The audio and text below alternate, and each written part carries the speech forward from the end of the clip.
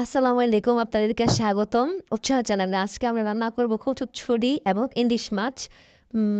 প্রথমে কড়াইতে পরিমাণ মতো তেল, পেঁয়াজ এবং স্বাদ মতো পেঁয়াজ বাটা, আদা বাটা, রসুন বাটা ভালো করে কষিয়ে প্রথমে অবশ্য পেঁয়াজ এক কাঁচামরিচ ভেজে নেওয়া হয়েছে ভালো করে। এরপর ভালো করে কষানোর পর একটু পানি দিয়ে নাড়াচাড়া করে দিয়ে দিব স্বাদ মতো লবণ, হলুদ এবং ধনিয়া গুঁড়া এবং মরিচের গুঁড়া।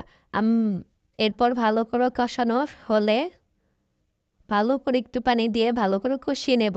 এরপর আপনারা দেখতে পাচ্ছেন কত সুন্দর কালার চলে আসছে। আপনারা চাইলে আমরা কাঁচামরিচের পরিমাণটা একটু বেশি দিয়েছি, আপনারা চাইলে পরিমাণ একটু কম খেতে পারেন। কাঁচামরিচ গুঁড়ো মরিচ কম দিয়েছি। ভালো করে কষানো শেষ। আমরা এখন দিয়ে দিচ্ছি কচুরছড়ি এবং আলু। প্রথমে একটু ভাপিয়ে নিয়েছিলাম, এরপর ভালো করে কষিয়ে আমরা ঢেকে দিলাম।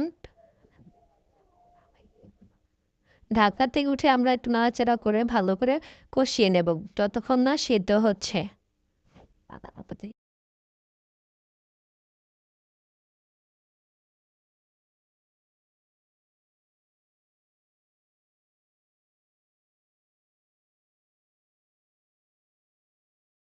আমাদের প্রায় কষানো শেষ। এর মধ্যে আমরা এখন দিয়ে দিচ্ছি ঝোল। পানি দিয়ে দিচ্ছি পরিমাণ মতো। আপনাদের পরিমাণ মতো পানি দিয়ে দেবেন। ঝোল বেশি হলে একটু বেশি দিবেন, আর কম থাকলে একটু কমই দিবেন। তারপর আমরা তাওয়াতে ভেজে নিচ্ছি যে ইলিশ মাছ। ছোট, অবশ্যই যে মাছগুলো আমাদের ছোট সাইজের ইলিশ মাছগুলো ভেজে আমরা রেডি করে নিচ্ছি।